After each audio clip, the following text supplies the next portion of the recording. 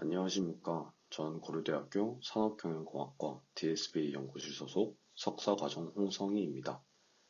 제가 이번에 리뷰해드릴 논문의 제목은 Re2G, Retrieve, Rerank, Generate라는 논문입니다. 해당 논문은 NAACL 2022에 억셉된 논문으로서 2023년 3월 6일 기준 인용 횟수는 7회였습니다. 이번 영상에서의 발표 목차는 다음과 같습니다.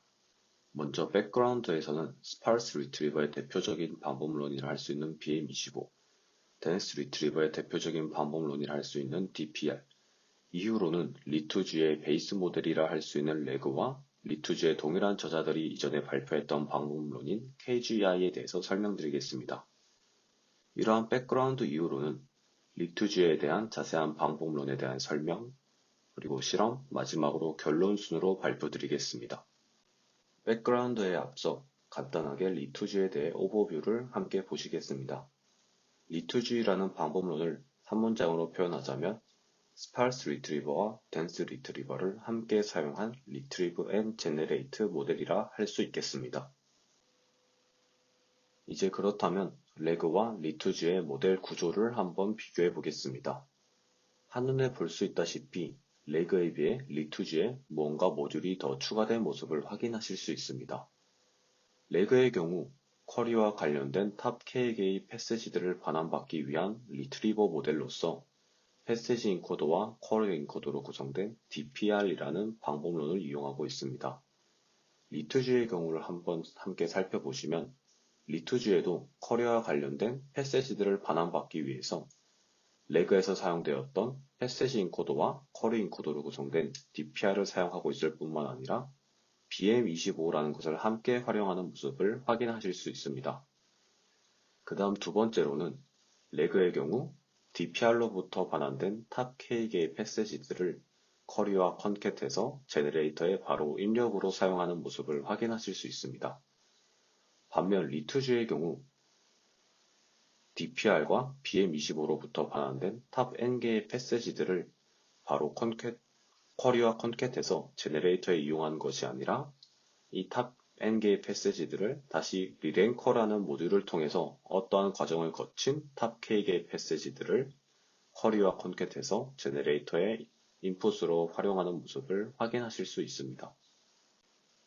리투지의 가장 베이스라고 할 수 있는 모델인 레그와 그리고 리투지의 모델 구조를 같이 한번 살펴보셨습니다. 이제 그렇다면 본격적으로 리투지라는 방법론을 이해하기 위해 필요한 백그라운드에 대해서 살펴보겠습니다.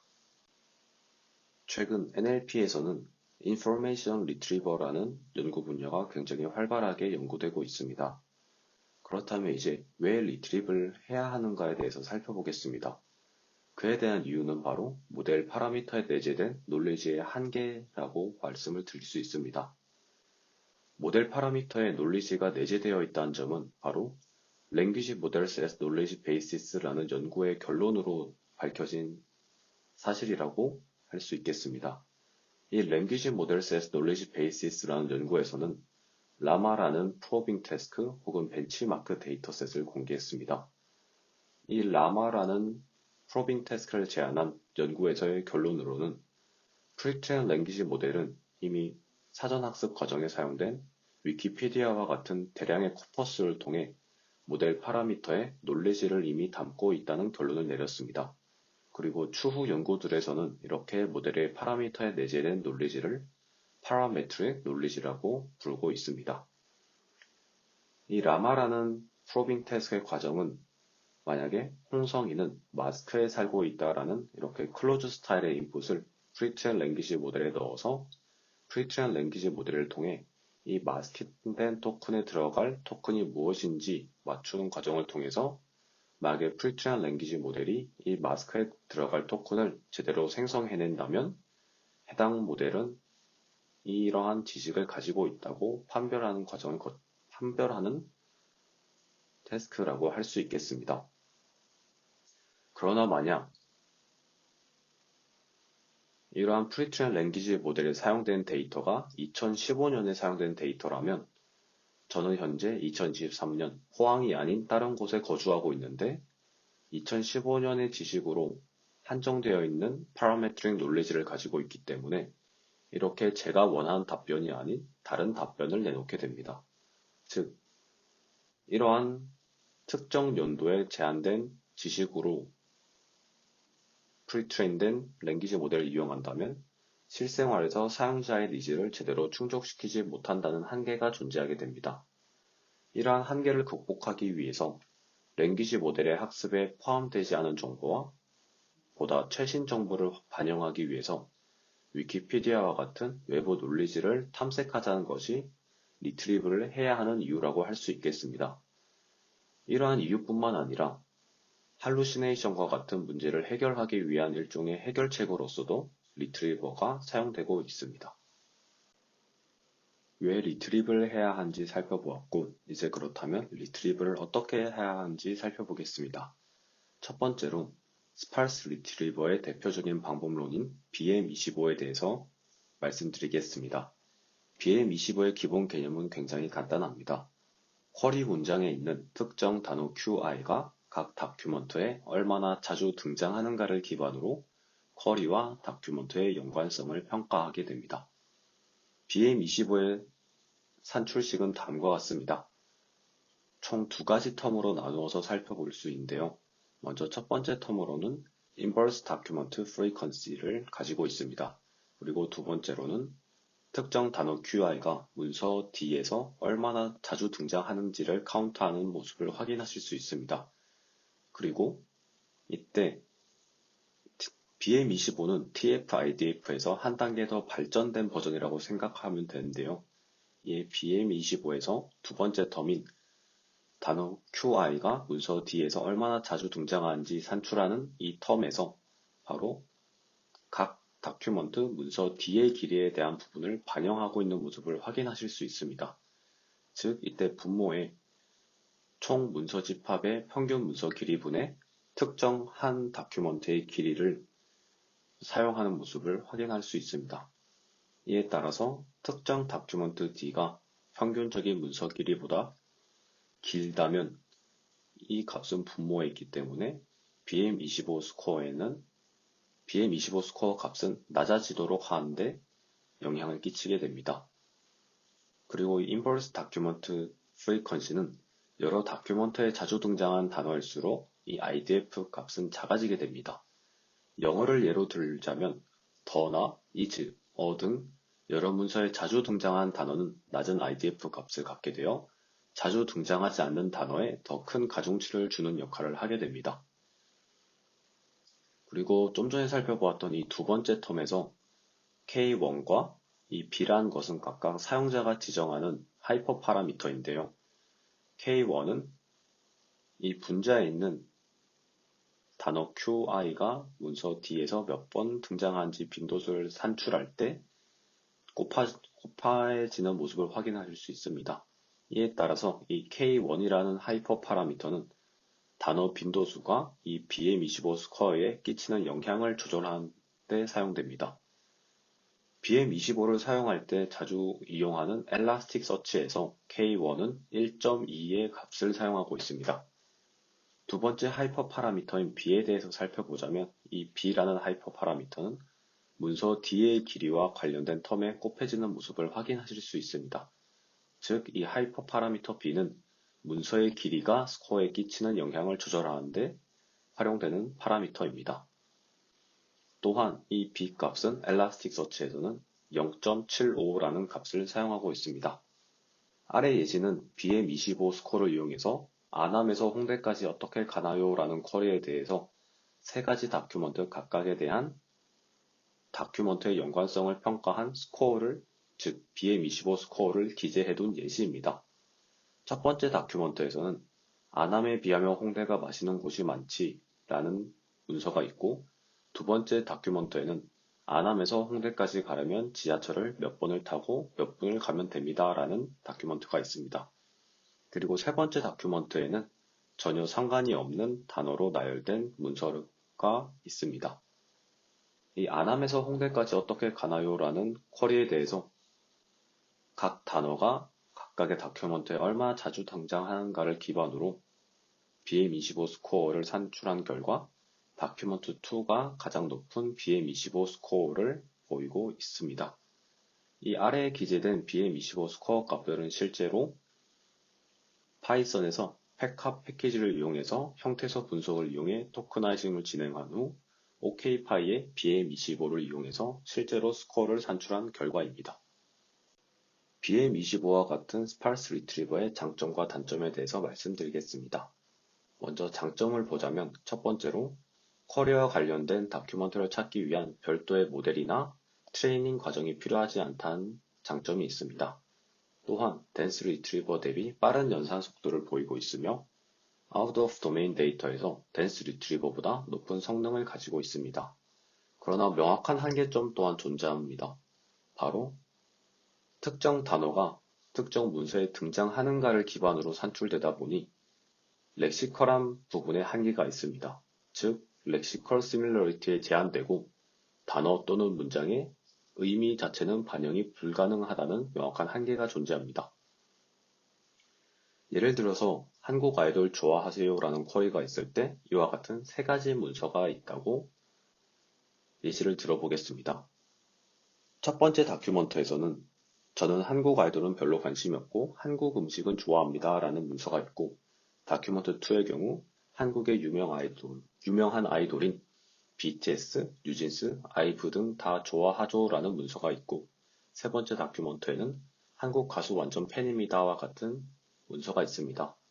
쿼리로는 한국 아이돌을 좋아하냐라는 문장이 들어왔는데 만약에 BM25와 같은 스파르스 리트리버를 이용하게 될 경우 렉시컬 시밀러리티에 제한되기 때문에 단순히 쿼리에 한국 그리고 아이돌이라는 단어가 등장했을 때 다큐먼트 1에 이 한국과 아이돌이라는 단어가 둘 다 등장하기 때문에 실제로는 다큐먼트 2 혹은 다큐먼트 3가 쿼리와 의미상으로는 더 유사하지만 단순히 쿼리에 등장하는 단어가 다큐먼트 1에 더 자주 그리고 더 많이 등장하기 때문에 다큐먼트 1이 더 쿼리와 연관되어 있다고 실제 쿼리의 의도와는 다른 문서가 리트리브 되는 한계점이 존재하게 됩니다. 방금 전까지는 스파르스 리트리버의 대표적인 방법론인 BM25 그리고 스파르스 리트리버의 장점과 단점에 대해서 살펴보았습니다. 이번에는 그렇다면 리트리브를 하는 또 다른 방법인 덴스 리트리버에 대해서 살펴보겠습니다.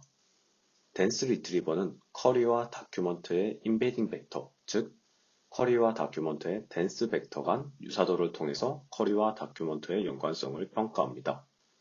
덴스 리트리버의 대표적인 방법론으로는 DPR, 즉 덴스 패시지 리트리버가 있는데요.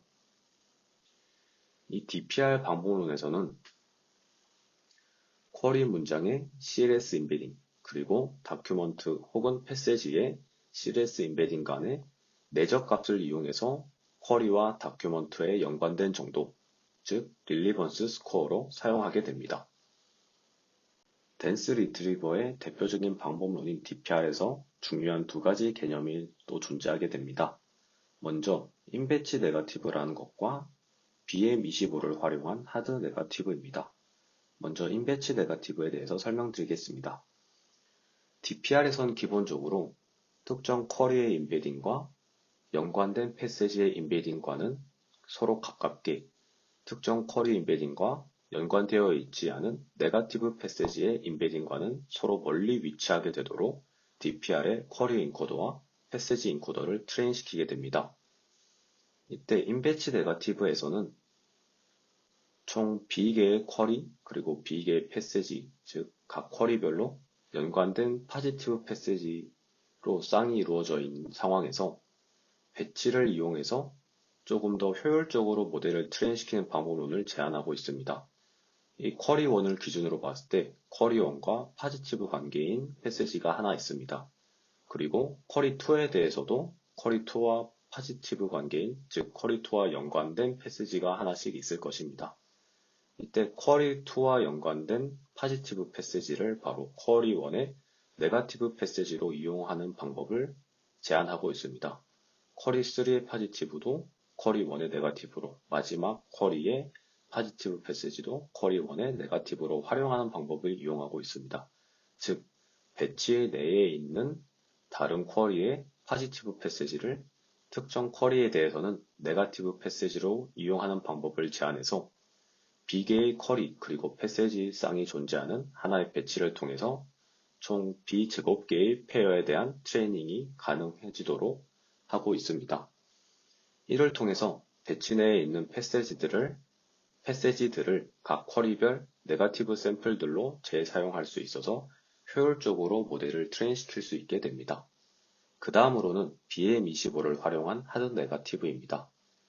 이전에 보았던 스파르스 리트리버인 BM25를 활용해서 각 쿼리와 중복되는 단어는 많지만 실제로는 관련이 없는 패시지를 추가적인 네거티브 샘플로 사용해서 DPR의 성능을 높이는 방법을 제안했습니다. 실제로 실험 결과 BM25를 활용한 하드 네거티브를 추가적인 네거티브 샘플로 이용해서 DPR 모델을 트레인시킨 결과 리트리버 성능이 향상되는 것을 확인할 수 있었습니다. 지금까지는 제가 DPR에 대해서 간단하게 설명을 드렸는데 조금 더 자세한 설명을 보고 싶으신 분들은 아래에 첨부한 김타경 석사의 DPR 설명 영상을 참고해 주시면 감사하겠습니다. 지금까지는 리트리버의 두 가지 종류인 스파르스 리트리버의 대표적인 방법론인 BM25 그리고 덴스 리트리버의 대표적인 방법론이라 할 수 있는 DPR에 대해 살펴보았습니다. 이제 그렇다면 리투주의 베이스 모델이라 할 수 있는 레그와 KGI에 대해서 설명드리겠습니다. 먼저 레그입니다. 레그는 Retriever Augmented Generation이라는 풀네임을 가지고 있습니다. 레그에서는 특정 쿼리와 관련된 패시지들을 찾기 위한 리트리버로서 이전에 살펴보았던 DPR을 사용하고 있으며 문장을 생성해내는 역할인 문장 또는 토큰을 생성해내는 역할인 제네레이터로는 바트를 이용하고 있습니다. 이 레그는 리트리브된 패시지를 기반으로 단순히 패시지로부터 특정 스팬을 추출하는 것이 아닌 제네레이션을 수행한다는 점에서 가장 큰 컨트리뷰션을 가지고 있습니다.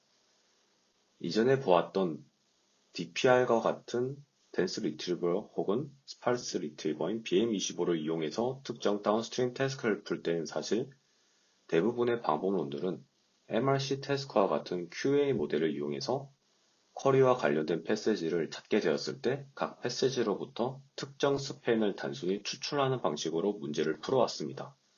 반면 레그에서는 이 제네레이터인 바트를 이용함으로써 단순 추출 QA뿐만 아니라 Extractive QA와 같은 제네레이션 태스크에도 활용이 가능한 모델을 보였습니다. 레그라는 방법론이 아웃풋 토큰을 생성해내는 과정에 대해서 간단하게 살펴보겠습니다. 첫 번째로 DPR로부터 특정 쿼리와 관련된다고 판단된, 즉 리트리브된 탑 K개의 패시지와 인풋으로 들어왔던 쿼리를 각각 콘캣을 해서 제네레이터인 바트의 인풋을 생성하게 됩니다. 그리고 이때 이 쿼리와 각 패시지가 콘캣된 인풋을 SJ라고 명명하겠습니다. 이 각 시퀀스 SJ를 제네레이터에 넣어 반환된 probability PTI 기분 SJ가 구해진 다음에 또한 이 쿼리와 패시지가 각각 서로 얼마나 연관되어 있는지를 DPR에서 사용했던 릴리번스 스코어 과정과 동일하게 이 쿼리와 패시지가 각각 얼마나 유사한지 닷 프로덕트를 이용해서 이렇게 릴리번스 스코어를 산출하게 됩니다. 그렇다면 이 산출된 릴리번스 스코어를 한번 소프트맥스를 거쳐서 마치 확률값처럼 이렇게 값을 변환해주게 됩니다. 이렇게 변환된 값을 PSJ라고 부르고 있으며 이 PSJ를 일종의 가중치로서 이전에 산출되었던 각 시퀀스 SJ가 제네레이터에 넣어 반환된 확률값에 이 값을 가중치로 곱한 값을 최종적으로 더하는 과정을 통해서 특정 토큰 TI에 대한 확률을 산출하게 됩니다. 이때 이 값들을 더해주는 과정을 마지널라이제이션이라고 부르고 있습니다. 이 포켓 내에 있는 모든 토큰들에 대해서 이와 같이 PTI가 산출되면 만약에 그리디 디코딩일 경우 이 PTI가 최대인 토큰 TI를 최종 아웃풋 토큰으로 반환하게 됩니다. 제가 이 영상에서 설명한 내용은 사실 레그의 두 가지 방법론인 레그 토큰 그리고 레그 시퀀스 중에서 레그 토큰에 해당한 설명입니다. 디코딩 과정에서 또 다른 방법론을 적용한 레그 시퀀스에 대한 내용은 이 김제희 석박 통합 과정의 레그 설명 영상을 참고해 주시면 감사하겠습니다. 그 다음으로 설명드릴 방법론은 리투지의 저자가 동일하게 참여했던 이전 방법론인 KGI입니다. KGI는 간단하게 보자면 이전에 살펴보았던 레그를 단순히 슬롯 필링 태스크에 활용한 방법론이라 할 수 있겠습니다. 이에 앞서 슬롯 필링 태스크가 무엇인지 간단하게 살펴보자면 만약에 서브젝트 엔티티 그리고 릴레이션, 오브젝트 엔티티라는 트리플렛이 주어졌을 때 서브젝트 엔티티와 릴레이션을 인풋으로 받아서 해당하는 오브젝트 엔티티가 무엇인지 맞추는 태스크라고 할 수 있겠습니다. 아래 예시와 같이 서브젝트 엔티티인 앨런 튜링 그리고 릴레이션인 notable work라는 것이 separate token과 함께 컨캣되어 슬롯 필링 모델의 인풋으로 들어오게 된다면 해당 슬롯 필링 모델은 이러한 인풋을 기반으로 해당하는 오브젝트 엔티티가 무엇인지 맞추는 과정을 거치게 됩니다. 사실 여기서 제가 설명한 슬롯 필링 태스크는 바로 킬트라는 벤치마크 데이터셋에 존재하는 데이터셋을 기준으로 설명을 드린 것이니 참고해 주시면 감사하겠습니다. 슬롯 필링 태스크가 무엇인지 살펴보았고 이제 그렇다면 KGI라는 방법론에 대해 살펴보겠습니다. KGI와 레그는 기본적으로 동일한 모델 구조를 가지고 있습니다. KGI가 바로 레그를 슬롯 필링 태스크에 맞게 조금 더 변형한 버전이라고 생각하시면 될 것 같습니다. 주요한 차이점은 바로 트레이닝 과정입니다. 트레인 과정은 총 두 가지로 이루어지게 됩니다. 첫 번째로는 킬트 프로피넌스 그라운드 트루스를 이용해서 DPR을 트레인하여 DPR의 쿼리 인코더와 패세지 인코더를 업데이트하게 됩니다. 이때 킬트 프로피넌스 그라운드 트루스가 무엇인지 간단하게 설명드리자면 특정 쿼리와 관련된 즉 휴먼 어노테이터에 의해서 특정 쿼리와 관련된 패세지라고 레이블이 되어 있는 골드 패세지를 생각해 주시면 될 것 같습니다. 이렇게 DPR 트레인 과정을 통해서 쿼리 인코더와 패세지 인코더를 업데이트 시킨 후 두 번째로는 골드 오브젝트 엔티티를 이용해서 레그 트레인 과정을 통해 쿼리 인코더와 제네레이터를 업데이트 시키게 됩니다. 이때 골드 오브젝트 엔티티의 경우 슬롯 필링 태스크에서 특정 서브젝트 엔티티 그리고 릴레이션이 인풋으로 들어왔을 때 이에 해당하는 데이터셋에 레이블이 되어 있는 오브젝트 엔티티, 즉 골드 레이블 혹은 골드 아웃풋을 바로 골드 오브젝트 엔티티라고 생각해 주시면 될 것 같습니다. 이와 같이 KGI에서는 기본적인 모델 구조는 레그와 동일한 반면 DPR 트레인 과정을 통해서 패세지 인코더와 쿼리 인코더를 한 번씩 업데이트하고 그 다음 또 레그 트레인 과정에서 쿼리 인코더를 한 번 더 트레인시키고 제너레이터 또한 업데이트 시키게 됩니다. 레그에서는 패세지 인코더는 트레인시키지 않는 반면 KGI에서는 패세지 인코더 또한 업데이트가 되고 쿼리 인코더의 경우 두 번 업데이트 되는 것을 확인하실 수 있습니다. KGI 방법론을 제안한 연구에서는 또한 댄스 네거티브 샘플링이라는 방법론을 함께 제안했습니다. 댄스 네거티브 샘플링은 BM25가 아닌 DPR을 이용해서 하드 네거티브를 선택하게 됩니다. 그 과정은 먼저 킬트 데이터로 트레인된 DPR을 이용해서 패세지를 인베딩시키고 HNSW 인덱싱을 진행하게 됩니다. 여기에 나와 있는 HNSW 인덱싱이라는 것은 조금 더 빠르게 특정 쿼리와 관련된 패세지들을 찾게 해주는 일종의 자료 구조를 이용해서 유사도 계산량 자체를 줄여주는 일종의 테크닉이라고 생각해 주시면 될 것 같습니다. 그 다음으로는 위와 동일한 DPR을 이용해서 각 쿼리별로 하드 네거티브 패세지들을 선택하게 됩니다. 하드 네거티브 패세지가 선택된 이후에는 선택된 하드 네거티브들을 추가적인 네거티브들로 이용해서 NQ 데이터셋으로 트레인된 DPR을 EF포크 추가 트레인시키게 됩니다. 아래 예시는 BM25를 이용했을 때 그리고 DPR을 이용해서 하드 네거티브를 선택했을 때 각각에 대한 예시를 보여드리고 있습니다. KGI에서 메인 태스크로 잡았던 슬롯 필링 태스크에서의 다른 베이스라인 모델들과의 성능 비교 결과표입니다. 여기에 나와 있는 KGI1의 경우 NQ 데이터로 트레인된 DPR을 dense 네거티브 샘플링을 이용해서 추가 트레인된 DPR을 사용한 것이고, KGI0의 경우 NQ 데이터로 트레인된 DPR을 BM25 하드 네거티브를 이용해서 추가 트레인된 DPR을 사용한 것입니다. 여기 실험 결과 장표를 보시면 해당 논문에서 제안했던 방법론인 KGI0 그리고 KGI1이 다른 베이스라인 모델에 비해서 매우 높은 R Precision, Liquid 5, Accuracy, F1, Kill to Accuracy, Kill to F1 성능을 보이는 것을 확인하실 수 있습니다. 즉, KGI 방법론이 Kill to Accuracy와 Kill to F1에서 기존 방법론들에 비해 매우 높은 성능을 보인 것을 확인하실 수 있습니다. 이때 Kill to Accuracy와 Kill to F1은 각 쿼리별로 R Precision이 1일 때의 Accuracy와 F1 스코어 값으로서, 즉 Kill to 매트릭 값이 높다는 것은 리트리버가 릴리번스 스코어를 높게 예측한 다큐먼트들 중에 실제로 관련있는 패스지들이 많고 아웃풋 또한 잘 생성했다는 뜻이라고 할 수 있겠습니다. 이러한 성능 측정 결과를 바탕으로 KGI는 관련된 패스지를 잘 리트리브하는 효과적인 접근법이라고 해당 연구진들은 주장했습니다. 이때 KGI의 기본 모델 구조는 레그와 동일한데 레그에 비하면 매우 높은 성능을 보인 것을 확인하실 수 있습니다.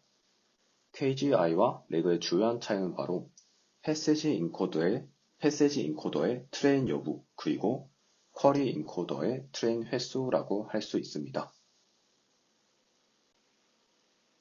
KGI와 레그에서의 주요한 차이는 바로 패세지 인코더의 트레인 여부 그리고 쿼리 인코더의 트레인 횟수라고 말씀을 드렸습니다. 제가 갑자기 주요한 차이로 트레인에 대한 부분을 언급한 이유는 바로 이후 소개해드릴 메인 방법론인 리투지의 경우 총 4번의 트레이닝 과정을 거치기 때문에 트레인 과정에 대해서 조금 더 중점을 두고 말씀을 드리고 싶었기 때문입니다.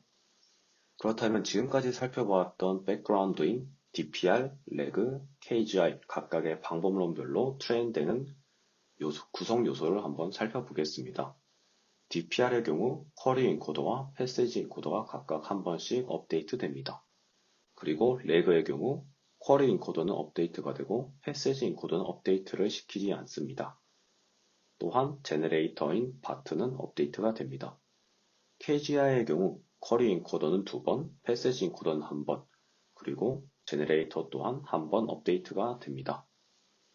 이렇게 제가 슬라이드에서는 업데이트가 된다면 각각 이렇게 불표시를 하나씩 추가했으니 발표를 들으실 때 혹시 해당 트레이닝 과정에서 어떠한 모듈, 즉 어떠한 컴포넌트가 업데이트가 되는지 확인하실 때 참고해 주시면 감사하겠습니다. 이제 그렇다면 본격적으로 이번 영상의 주제라 할 수 있는 리투지에 대해서 설명드리겠습니다.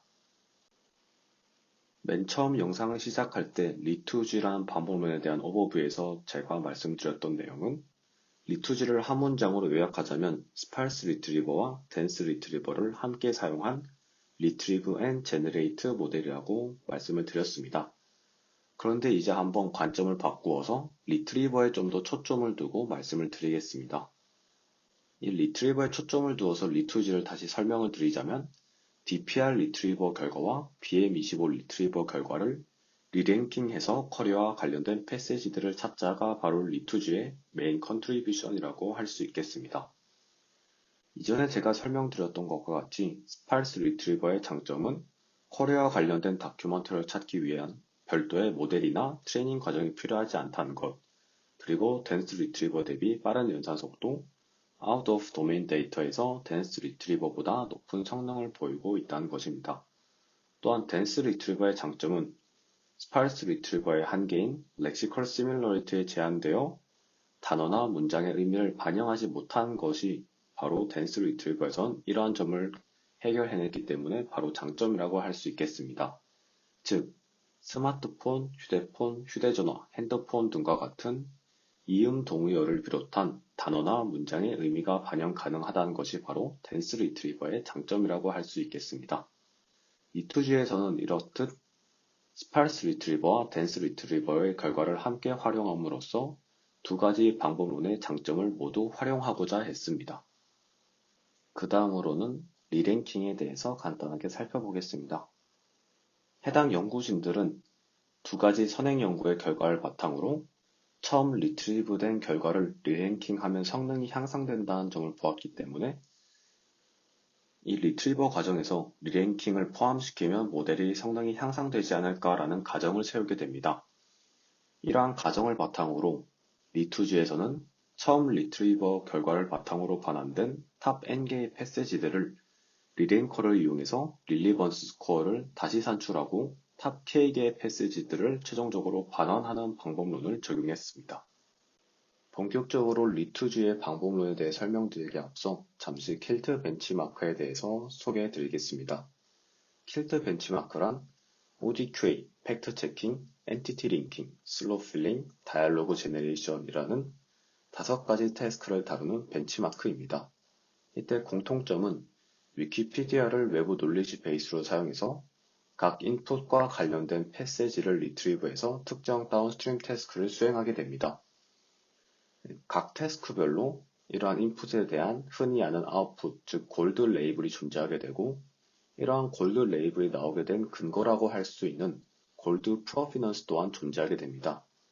킬트 벤치마크의 한 가지인 7x 데이터셋을 예시로 설명을 드리자면 만약에 모델의 인풋으로 드라큘라, 내러티브, 로케이션이라는 인풋이 들어왔을 때 이 다음으로 와야 할 오브젝트 엔티티는 바로 트랜실베니아입니다.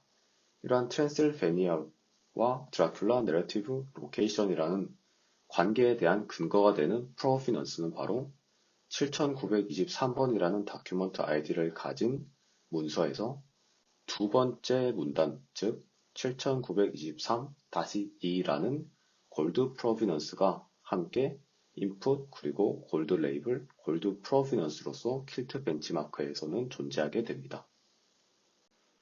리투지의 모델 트레이닝 과정은 다음과 같습니다. 총 4가지 스텝으로 이루어지게 되는데요. 먼저 DPR 트레이닝, 그 다음 제너레이션 트레이닝, 리랭킹 트레이닝, 마지막으로 엔드-투-엔드 트레이닝 과정을 거치게 됩니다. 이때 DPR 트레이닝과 리랭킹 트레이닝은 리트리버를 트레인시키는 것으로서 바로 타겟으로는 골드 패시지가 이용됩니다. 그 다음으로 제너레이션 트레이닝과 엔드-투-엔드 트레이닝에서는 타겟으로는 골드 레이블 혹은 골드 시퀀스 아웃풋이 타겟으로 사용됩니다.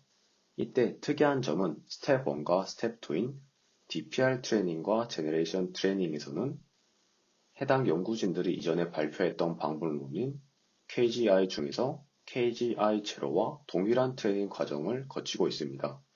실제로 해당 연구진들은 논문에서 KGI에 사용했던 코드를 다시 이용했다고 밝히기도 했습니다.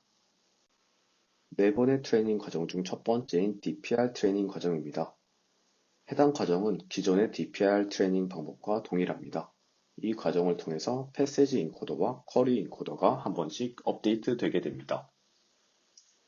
이전에 말씀드렸던 것처럼 타겟으로는 골드 패세지가 이용이 되며 배지 사이즈 또한 원래 DPR 논문과 동일하게 128을 이용했으며 BM25를 이용해 하드 네거티브들을 추가 선정해서 각 쿼리별로 추가적인 네거티브 샘플을 이용하여 DPR 트레이닝 과정을 거치게 됩니다. DPR 트레이닝 과정에서는 로스 펑션 또한 기존 DPR과 동일한 로스 함수를 이용하고 있습니다. 즉, 각 쿼리별로 파지티브 관계인, 즉 골드 패시지와의 유사도는 커지는 방향으로 또한 각 쿼리별로 관련이 없는 패시지인 네거티브 패시지들과의 유사도는 작아지는 방향으로 DPR의 쿼리 인코더와 패시지 인코더가 트레인됩니다. DPR 트레이닝 후 다음 과정인 제너레이션 트레이닝입니다. 제너레이션 트레이닝이라고 써져 있지만 사실상 과정은 레그의 트레이닝 방법과 동일합니다. 이 과정을 통해서 쿼리 인코더가 한 번 더 업데이트되고 제너레이터가 트레인되게 됩니다. 이때 타겟으로는 골드 시퀀스 아웃풋이 사용되며 리투지에서는 기존 레그와 다르게 BM25와 리랭커가 사용되는데 이 제너레이션 트레이닝 과정에서는 BM25와 리랭커가 없는 상황에서 트레이닝을 진행하고 있습니다. 트레이닝 데이터의 인풋 쿼리와 아웃풋 페어인 X, Y를 이용해서 리트리버와 제너레이터를 함께 트레인시키게 됩니다. 이때 기존 레그와 동일하게 리트리버인 DPR의 패시지 인코더는 업데이트를 시키지 않게 됩니다. 로스 펑션은 단순하게 기존 레그가 엔드-투-엔드 트레이닝인 만큼 동일하게 어떠한 인풋 쿼리 X가 들어왔을 때 아웃풋 시퀀스 Y를 반환하는 방식으로 네거티브 로그 라이클리후드 로스를 사용하고 있습니다. 그 다음으로는 리랭킹 트레이닝입니다. 이 리랭킹을 수행하기 위한 베이스 모델로는 버트를 이용했습니다. 이 리랭커의 구조를 살펴보시면 다음과 같습니다. 특정 쿼리와 처음 리트리버된 결과인 탑 n개의 패시지가 있을 텐데 그 탑 n개의 패시지 중 하나씩 패시지를 쿼리와 합쳐서 버트에 태우게 됩니다. 그 다음으로는 단순히 이 쿼리와 패시지 간의 관계가 관련이 있는지 혹은 없는지를 이진 분류하는 태스크를 이용해서 이 리랭킹 트레이닝 과정이 이루어지게 됩니다. 이때 트레인되는 과정을 조금 더 자세히 말씀을 드리자면 타겟으로는 이 리랭커 또한 사실상 리트리버를 트레인시킨 거기 때문에 타겟으로는 골드 패시지가 이용됩니다. 반면 트레이닝 셋을 구성하는 방식이 조금 독특했습니다. 트레이닝 셋에 대한 DPR과 BM25의 리트리버 결과를 합쳐서 리랭커의 트레이닝 셋 인풋 패시지로 사용을 했습니다. 그 다음 DPR과 BM25를 통해 리트리브된 패시지 하나씩을 쿼리와 합쳐서 리랭커의 인풋으로 사용했습니다. 그 다음 마지막으로는 제가 이전에 말씀드렸던 것처럼 특정 쿼리와 각각의 패시지의 관계가 포지티브인지 혹은 네거티브인지 바이너리 클래시피케이션을 수행한 방식으로 이 리랭커인 버트의 뇌 파라미터를 업데이트 시키게 됩니다. 리랭킹 트레이닝 과정에서 사용되는 로스 펑션은 다음과 같습니다. 이 로스 펑션에서 산출이 되는 과정을 다음과 같은 피규어로 한번 작성을 해보았습니다. 맨 처음에 리투즈의 모델 구조에 대한 피규어에서 나와 있다시피 리투즈에서는 리랭커의 인풋으로 DPR과 BM25의 리트리버 결과를 합쳐서 사용을 하게 됩니다. 실제로 DPR로부터 12개의 패시지, BM25로부터 12개의 패시지들을 반환받아 각각 12개씩 반환된 것을 합쳐서 24개의 패시지들을 리랭커의 인풋으로 사용하게 됩니다. 피그에서 탑 n개의 패시지들이 리랭커에 들어간다고 제가 작성을 해놓았기 때문에 이와 같이 DPR로부터 2분의 n개, BM25로부터 2분의 n개라고 표시를 해놓았으니 참고해 주시면 감사하겠습니다. 이렇게 DPR과 BM25로부터 각각 반환된 결과를 합친 다음 각 패시지별로 쿼리와 컨캣을 하게 됩니다. 이때 상황 자체는 골드 패시지가 여러 개일 수 있는 상황을 가정하고 있습니다. 바로 동일한 놀리지 베이스로부터 DPR을 이용해서도 관련된 패시지들을 반환받고 BM25를 이용해서도 관련된 패시지들을 반환받기 때문에 이와 같이 포지티브 패시지라고 보일 수 있는 것들이 여러 개 나올 수 있게 됩니다. 그 다음 리랭커에 이렇게 쿼리와 패시지를 각각 합쳐서 태우게 되면 이와 같이 특정 쿼리와 특정 패시지 간의 관계가 포지티브인지 네거티브인지에 대한 로직값이 산출되게 됩니다. 그 다음으로는 이 행을 기준으로 바로 소프트맥스를 취하게 됩니다. 소프트맥스를 처음 한번 취한 다음의 값에서 yes에 해당하는 경우, 즉 제가 지금 마우스 포인터로 표시하고 있는 이 부분이 바로 ZR로서 이 로스 펑션의 ZR과 동일한 벡터라고 보시면 됩니다. 그 다음으로는 이 ZR에 대해서만 한 번 더 소프트맥스를 취하게 됩니다. 최종적으로 이렇게 하나의 벡터가 나왔을 때 골드 패시지에 해당하는 패시지의 최종 확률값만, 즉 이렇게 파란색으로 표시된 값들만 합친 값이 바로 로스 펑션의 이 값으로 사용이 됩니다. 즉 리랭킹 트레이닝 과정에서도 이전에 보았던 DPR 트레이닝 과정과 동일하게 특정 쿼리와 관련이 있다고 어노테이션이 된 골드 패시지에 대한 반환하는 포지티브 확률을 최대화시키는 방향으로 리랭커인 버트의 파라미터가 업데이트 되게 됩니다. 지금까지 리투즈의 4가지 트레이닝 과정 중 DPR 트레이닝, 제너레이션 트레이닝, 리랭킹 트레이닝 과정을 통해서 리투즈에서는 패시지 인코더는 한 번, 쿼리 인코더는 두 번, 그리고 리랭커는 한 번, 제너레이터는 한 번 업데이트가 된 상황입니다. 네 번의 트레이닝 과정 중 마지막 과정인 엔드-투-엔드 트레이닝 과정입니다. 이때 레그의 엔드-투-엔드 트레이닝 방식과 온라인 놀리지 디스틸레이션을 이용하여 쿼리 인코더, 리랭커, 제너레이터를 한 번씩 추가 트레인 시키게 됩니다. 이때 사용되는 타겟으로는 골드 시퀀스 아웃풋이 사용되며 추가적으로 비교를 위해 기존 레그 트레이닝 과정을 다시 한번 말씀드리겠습니다. 기존 레그 트레이닝 과정에서는 input 쿼리 X가 들어오면 골드 아웃풋 Y를 반환하도록 트레이닝이 이루어지게 됩니다. 그리고 최종 아웃풋 토큰 하나를 생성해낼 때 DPR을 이용해서 각 쿼리와 패시지에 관련된 정도의 릴리번스 스코어를 산출하고 이 값을 일종의 가중치로 이용해 PT 기분 S와 곱해서 최종적으로 PTI를 산출하게 됩니다. 즉, 최종 아웃풋 토큰을 생성해내는데 DPR이 개입하기 때문에 추후 그레디언트가 거꾸로 흘러올 때 쿼리 인코더와 패시지 인코더까지 그레디언트가 흘러와서 쿼리 인코더를 엔드-투-엔드로 트레인 시킬 수 있게 됩니다. 반면 리투즈의 경우 레그의 엔드-투-엔드 트레인 방식을 바로 적용하기에는 차이점이 있습니다. 이 최종 아웃풋 토큰을 생성해내는 과정에서 DPR의 쿼리 인코더와 패시지 인코더가 개입하는 것이 아니라 리랭커를 이용해서 쿼리와 이 각각의 패시지에 대한 릴리번스 스코어를 산출해서 이 값이 일종의 가중치로서 마지널라이제이션 과정에 사용되기 때문에 최종 아웃풋 토큰을 생성해내는 데 있어서 리랭커가 개입하여 그레디언트가 리랭커까지는 흘러오지만 이 DPR의 쿼리 인코더와 패시지 인코더까지는 그레디언트가 흘러가지 않게 됩니다. 즉, 이러한 이유를 바탕으로 엔드-투-엔드로 DPR의 쿼리 인코더의 트레이닝은 불가능하게 됩니다.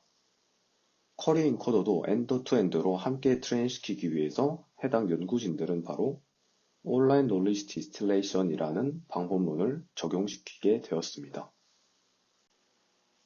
엔드-투-엔드 트레이닝 과정에서의 온라인 놀리지 디스틸레이션에 대해서 설명드리겠습니다.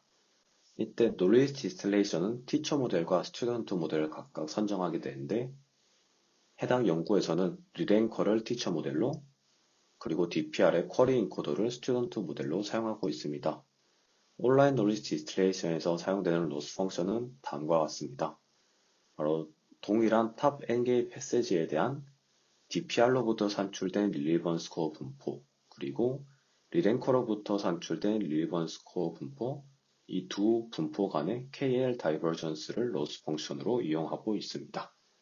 이때 실제 실험 시에는 소프트맥스에 사용되는 템퍼레이처 하이퍼 파라미터인 t의 값은 10을 이용했다고 합니다.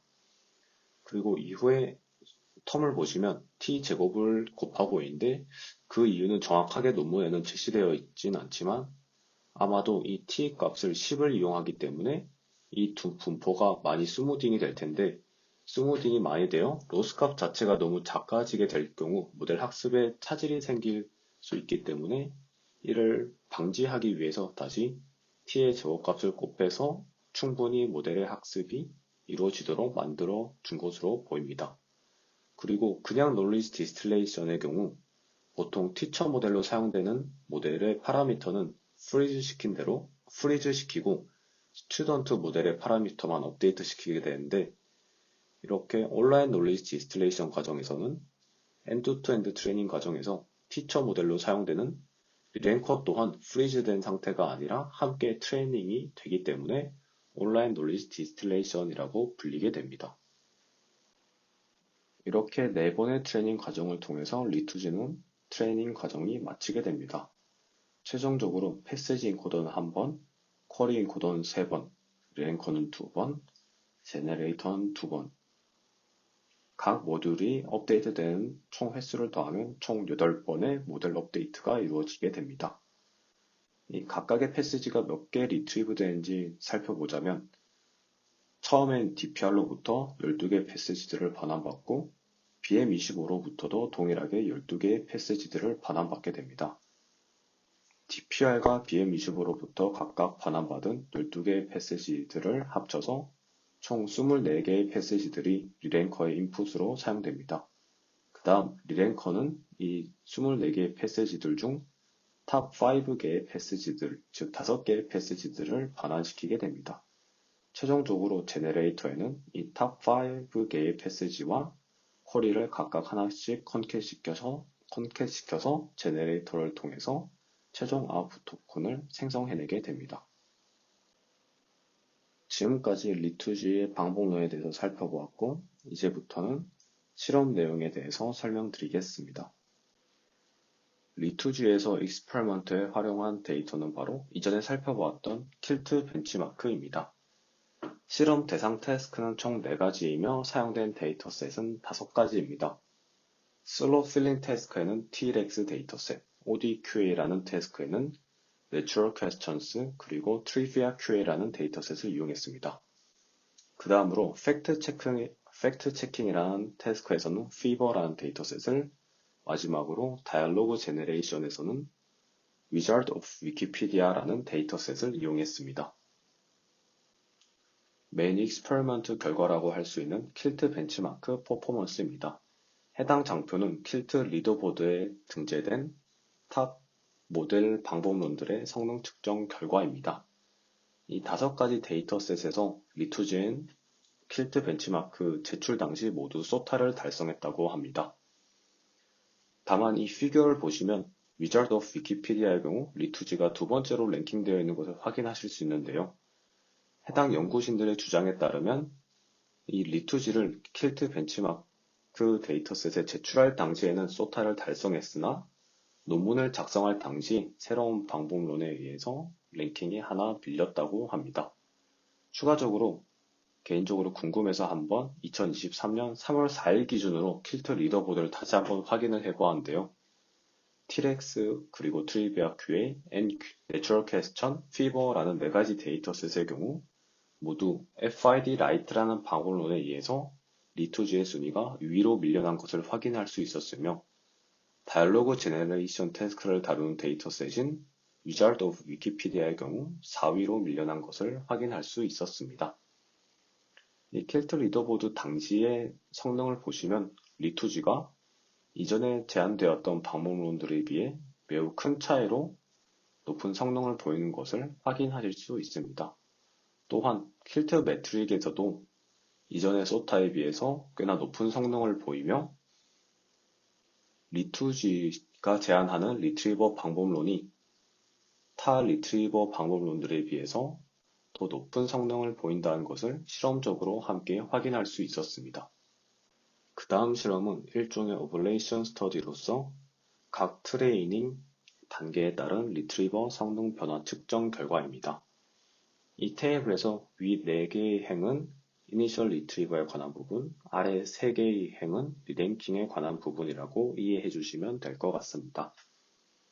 처음 이 이니셜 리트리버에 관한 부분에서 DPR 스테이지 1의 경우 DPR 트레이닝을 거쳤을 때의 성능, KGI0 DPR의 경우 제네레이션 트레이닝을 거쳤을 때의 결과, 리투지 DPR의 경우 엔드-투-엔드 트레이닝 과정에서 온라인 놀리지 디스틸레이션을 이용하여 쿼리 인코더가 한 번 더 트레이닝이 완료되었을 때의 결과라고 이해해 주시면 됩니다. 그 결과 와우 데이터셋을 제외하고는 점차 한 번씩 더 DPR의 특정 부분이 업데이트됨에 따라서 성능이 개선되는 것을 확인할 수 있었습니다. 그 다음으로는 리랭킹 성능에 관해서 살펴보겠습니다. 이 5개의 데이터셋에서 모두 리랭킹의 트레이닝 결과가 리투지 DPR에 비해서 높은 성능을 보이는 것을 확인할 수 있습니다. 즉, 이러한 실험 결과를 바탕으로 BM25를 함께 활용한 것과 리랭킹 트레이닝의 효과를 실험적으로 입증해냈습니다. 또한 특이한 점은 트리비아 QA를 제외하고는 엔드-투-엔드 트레이닝 결과 약간의 성능 향상 혹은 감소가 있었습니다. 반면 트리비아 QA에서는 엔드-투-엔드 트레이닝까지 마쳤을 때 R 프리시전 스코어가 급격히 감소하는 것을 확인할 수 있습니다.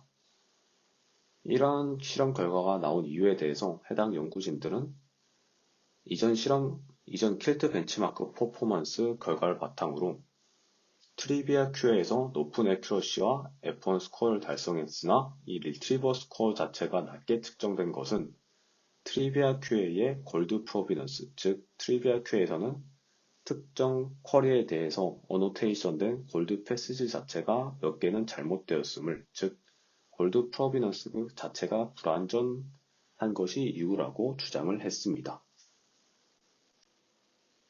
마지막으로 온라인 놀리지 디스틸레이션 과정 혹은 BM25를 사용하지 않았을 때 성능이 얼마나 하락하는지 비교 실험한 결과입니다. 비교한 상황은 총 3가지입니다. 첫 번째로는 리투지에서 온라인 놀리지 디스틸레이션을 제외하여 엔드-투-엔드 트레이닝 시 리랭크와 제너레이터는 트레이닝을 시키지만 DPR의 쿼리 엔코더는 트레이닝을 하지 않는, 즉 프리즈 시킨 경우입니다. 두 번째로는 리투지에서 BM25는 사용하지 않고 DPR로부터만 24개의 패시지를 반환받는 상황입니다. 마지막 비교 상황인 KGI0는 리랭커와 BM25, 온라인 놀리지 디스틸레이션 모두 없는 베이스라인이라고 생각해 주시면 될 것 같습니다.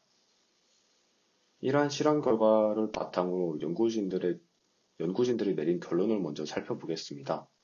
해당 연구진들은 이 와우 데이터셋을 제외하고는 온라인 놀리지 디스틸레이션과 BM25 둘 다 성능을 향상시키는 데 기여한다고 주장을 했습니다.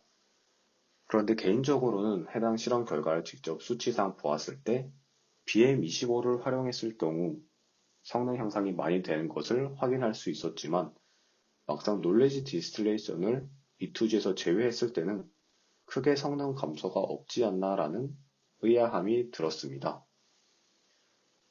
이러한 수치 해석 결과를 바탕으로 개인적인 의견을 잠깐 말씀을 드리자면 BM25 결과를 활용하는 것은 성능 차이에 큰 영향을 미치는 것으로 보이지만 온라인 놀리지 디스틸레이션의 효과는 미미하다고 느껴졌습니다. 이러한 실험 결과에 대한 이유로 추측이 되었던 것은 온라인 놀리지 디스틸레이션 과정에서는 이미 3번의 트레이닝 과정을 통해 DPR, 리랭커, 제너레이터가 각각의 다운스트림 태스크 데이터셋에 대해서 한 번 이상 트레이닝이 이미 어느 정도 되어 있는 상황이기 때문에 온라인 놀리지 디스틸레이션의 효과가 적은 것이 아닐까라는 생각이 들었습니다.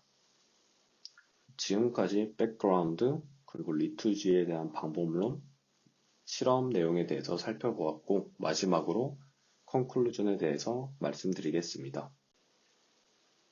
해당 연구에서는 리트리버를 포함하는 제너레이티브 랭귀지 모델의 리랭킹 과정을 추가해서 5가지 킬트 데이터셋에서 소타 성능을 달성했습니다. 또한 전통적인 키워드 기반의 스파르스 리트리버 방법론인 BM25와 덴스 리트리버의 대표적인 방법론인 DPR을 함께 활용하는 리트리버 방법을 제안했습니다. 또한 이니셜 리트리버, 리랭커, 제너레이터를 엔드-투-엔드로 트레인하기 위한 새로운 놀리지 디스틸레이션 방법론을 함께 제안했습니다. 지금까지 리투지, 리트리브, 리랭크, 제너레이트라는 논문에 대해서 설명을 드렸습니다. 리투지는 비록 8번의 모델 업데이트가 필요하게 되어 긴 호흡의 트레이닝 과정이 필요한 조금은 트레이닝 코스트가 높은 방법론이라 할 수 있지만 킬트 데이터셋에서 높은 성능을 보인 효과적인 방법론이었다는 생각이 들었습니다. 지금까지 긴 발표 들어주셔서 감사합니다. 그리고 이후 슬라이드의 어펜딕스로서 리랭커를 이용했을 때 릴리번스 스코어가 어떻게 산출되는지에 대한 슬라이드도 함께 첨부해 두었으니 영상을 보실 때 일시정지를 하여서 같이 봐주시면 감사하겠습니다.